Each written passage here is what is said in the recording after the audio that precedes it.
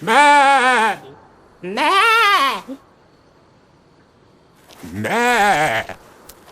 Meh. Meh. Meh. Meh. Meh.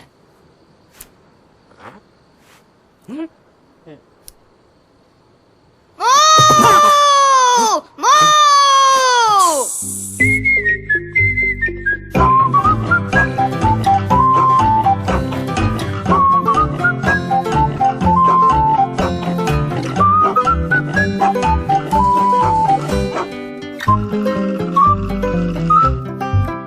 Buenas, buenas, ¿cómo estamos? Ojalá que vayan llevando bien este curso. Yo ya comenzando con mi etapa de alergia, típica de esta época, de agosto, septiembre.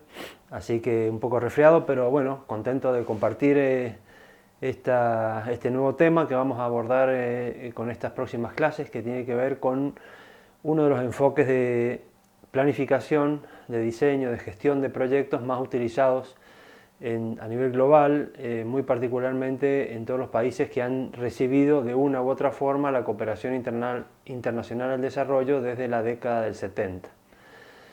Estoy hablando del enfoque del marco lógico, muy conocido, muy odiado por muchos, porque, vamos a ser sinceros, tiene algunas dificultades, digamos, para comprenderlo y después para poder utilizarlo de manera fácil y rutinaria de alguna manera, ¿no? Es decir, rutinaria en el sentido de poder utilizarlo en todos los proyectos en los que uno interviene. Pero bueno, la idea es desentramarlo un poquito, mostrar de qué va, vamos a ver que no es tan complejo y que si bien tiene muchas desventajas, también tiene mucha utilidad, ¿no? El enfoque del marco lógico está dentro de los enfoques de planificación que tiene que ver con lo que se conoce como enfoques de planificación orientados por resultados. Bueno, lo que vamos a tratar de ver en esta primera entrada es un poquito cómo surge este enfoque, cuáles son de alguna manera sus ventajas, desventajas, el contexto en el que se lo comienza a utilizar, para luego en otras clases, en otras entradas, podamos compartir un poquito más del proceso de uso de este enfoque de planificación. Entonces, una de las primeras cosas que debiéramos ver es que sobre este tema hay muchísimo material, hay muchísima bibliografía. Casi uno podría decir que pueden tomar este curso sin necesidad de escucharme ni de ver lo que yo voy a contar o compartir, porque si uno pone enfoque de marco lógico en Google aparecen cientos de tutoriales, cursos, manuales, guías, videos, es decir, hay muchísimo material. Es un enfoque que se ha utilizado mucho en la gestión empresarial también, entonces eso ha llevado a que sea muy, muy conocido y utilizado, ¿no? Lo cual no quiere decir que se utilice correctamente. Entonces, bueno, un poco la bibliografía que yo les recomiendo son básicamente estos tres manuales. Uno de ellos se conoce como Metodología del Marco Lógico para la planificación, el seguimiento y la evaluación de proyectos y programas. Es uno de los más conocidos. Esta versión que yo les presento acá es una versión más contemporánea de la que originalmente generaron estos autores. Otro también de mucha utilidad tiene que ver con un sistema de metodologías preparadas bajo el enfoque del marco lógico para proyectos de nivel comunitario, es decir, para pequeños proyectos. Y el tercer documento, si bien es un poco viejito, yo lo pongo porque tiene 10 casos prácticos que pueden permitir ilustrar cómo se utiliza la metodología para la identificación, diseño y desarrollo de distintos proyectos, ¿no? Pero bueno, van a ver que en la bibliografía hay más material y, por supuesto, como siempre decimos, pueden pedirnos más material y con gusto se lo vamos a compartir. Como yo decía en la introducción, es uno de los enfoques de planificación más utilizados, digamos, uno de los enfoques que prácticamente todos los programas, proyectos, todos los planes, todos los programas que de alguna manera tienen financiamiento internacional están sesgados por el uso de esta metodología. Entonces es una herramienta, a mí me gusta pensar en las herramientas de planificación como un lenguaje, ¿no? Es decir, si yo tengo que ir a un país donde no se habla mi idioma, y donde tampoco se habla inglés, si me quiero comunicar me tengo que aprender el lenguaje. Entonces, el lenguaje de planificación del marco lógico es el que más se utiliza. Entonces, si yo quiero jugar en esas esferas, jugar en esas ligas, poder acceder a los recursos que implican estos programas y estos proyectos para la comunidad con la que trabajo, no me queda otra que aprender a usar el lenguaje. Entonces, una de las cuestiones que vamos a decir es que es uno de los enfoques más utilizados, ¿no?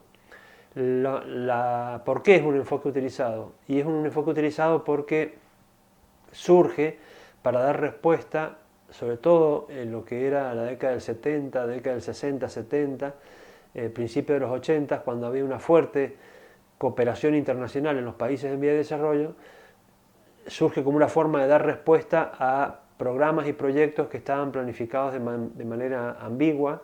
Existían imprecisiones respecto a los logros que se querían obtener con esta intervención.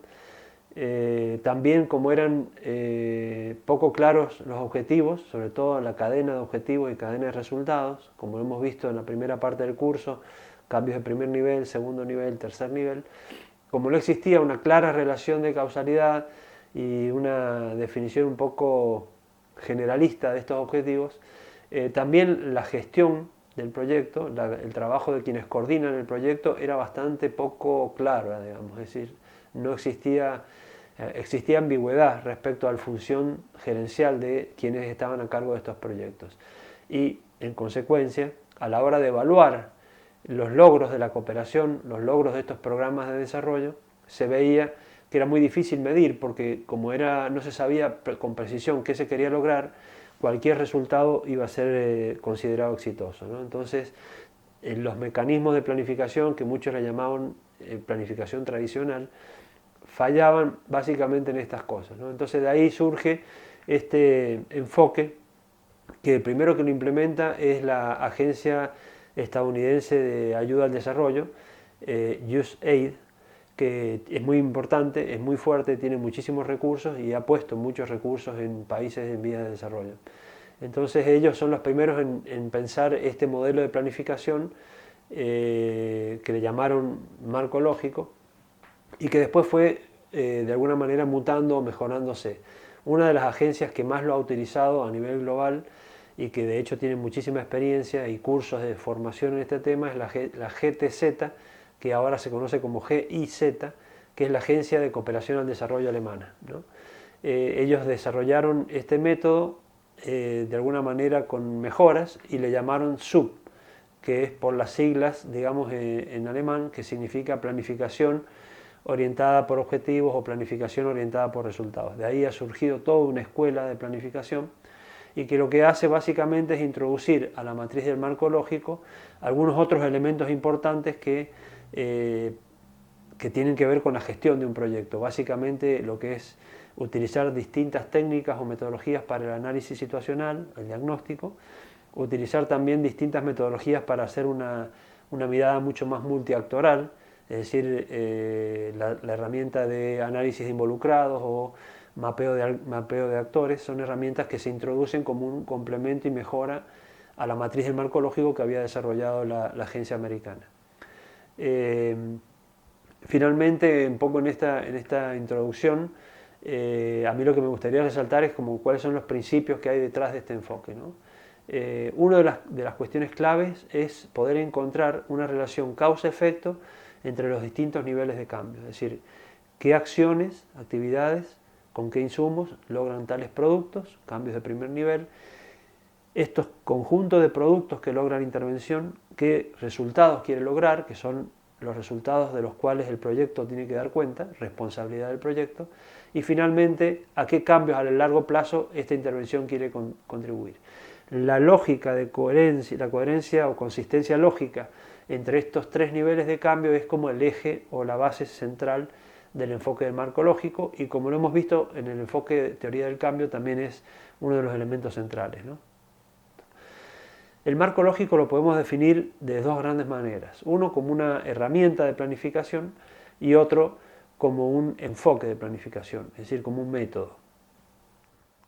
Entonces vamos a verlo como un método durante el curso, pero lo más importante es entender que a la hora de la gestión del proyecto tenemos muchas otras herramientas que utilizar para hacer que este enfoque, que suele ser estructurado y rígido, sea mucho más flexible. Es decir, vamos a utilizarlo más finalmente en la práctica como una herramienta que nos permita sintetizar una intervención y no tanto como un método de planificación en sí mismo. Una de las cuestiones claras que me gustaría dejar en esta primera introducción a la temática es pensar que los tres elementos básicos que trata de enlazar el enfoque del marco lógico es la etapa de diseño, la etapa de preparación del proyecto, con la etapa de ejecución o el momento de la ejecución y con la evaluación o seguimiento del proyecto. Es decir, es una herramienta que nos permite vincular lógicamente, con consistencia lógica, todo lo que es la etapa de diseño, la etapa de ejecución y la etapa de evaluación. Esto básicamente, para presentar como ideas principales, requiere de que nuestra intervención tenga claridad sobre lo que quiere lograr y cómo lo va a lograr en sus distintos niveles de cambio, saber cómo vamos a hacer un seguimiento de esos logros, entonces requiere de un sistema de indicadores que nos permita evidenciar en qué medida esto se está logrando, y finalmente nos obliga a pensar en y a ser explícitos los supuestos de la intervención, es decir, qué condiciones deben estar dadas para que este proyecto sea exitoso, sea viable, y qué condiciones o situaciones habría que evitar, que es lo que conocemos como riesgos, para que este proyecto no fracase. El enfoque del marco lógico, como habíamos visto, tiene muchas ventajas, pero también tiene desventajas. Comencemos por las ventajas. El enfoque del marco lógico tiene como ventajas que nos permite justamente estructurar y organizar nuestro trabajo. Nos obliga, de alguna manera, en el campo de las ciencias sociales, que solemos ser un poco ambiguos, a concentrarnos y a tratar de definir los componentes, cada uno de los aspectos del proyecto. Por otro lado, el hecho de que nos permita sintetizar y organizar lógicamente un proyecto nos permite comunicar fácilmente ese proyecto entre múltiples actores. Otra de las ventajas que tiene es que nos fuerza de alguna manera a ser precisos a la hora de definir supuestos críticos o supuestos y riesgos que podría tener el proyecto, lo cual ayuda a construir viabilidad desde un punto de vista estratégico, nos permite definir indicadores o nos obliga a definir indicadores de manera tal que podamos evidenciar o saber cómo es que este proyecto está logrando lo que se pretendía lograr, y finalmente nos obliga a pensar en productos muy específicos de cada una de las acciones que nosotros generamos, ¿no? Haciendo que el proyecto esté mucho más aterrizado y concentrado en la realidad donde vamos a intervenir. También nos permite, cuando hacemos evaluación de muchos proyectos, supongamos que un programa hace una convocatoria amplia y hay más de 1000 proyectos, el enfoque nos permite comparar fácilmente a través de las matrices las ventajas de cada uno de los proyectos y elegir los proyectos que están mejor formulados, ¿no? Es una de las ventajas que tiene. Y finalmente es el enfoque más utilizado, como decíamos antes. Entonces esto hace que de alguna manera todos estemos hablando un lenguaje que es un lenguaje universal de planificación, ¿no? Me animaría a decir que el enfoque del marco lógico es hoy, incluso después de mucho tiempo, el lenguaje universal de planificación, el que más se utiliza. Las desventajas tienen que ver también con las cuestiones que habíamos dicho. Es un enfoque bastante estructurado, rígido, y eso hace que muchas veces se lo use de manera mecánica y no realmente como una herramienta de gestión de una intervención. Acá entra un poco en competencia la idea de pensamiento estratégico, un enfoque pensado para contextos que son entendidos como contextos vulnerables, cambiantes, respecto de un enfoque de marco lógico que está pensado para contextos estables, ¿no? Entonces, bueno, ahí está un poco el juego que uno haga de la herramienta. Podría usarla como una etapa final del proceso, pero en la etapa de diseño adoptar actividades y estrategias propias de otros enfoques mucho más flexibles, ¿no? Otra de las desventajas tiene que ver con que esta condicionante o esta forma estructurada del enfoque suele limitar la participación de diversos actores, sobre todo aquellos que no tienen herramientas, digamos, para poder participar en esquemas de planificación bastante complejos. Entonces muchas veces esto hace que se lleve básicamente la matriz como una herramienta para ser llenada y limita todo proceso de participación.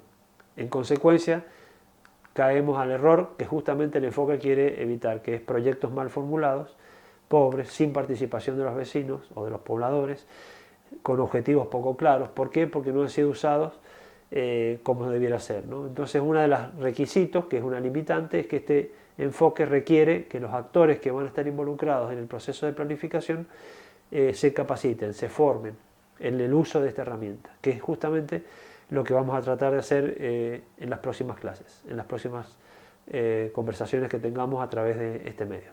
Así es que espero que les guste y nos estamos viendo. Por favor, vean la bibliografía que les estamos compartiendo, porque es importante para poder comprender los siguientes temas en torno a este enfoque de planificación.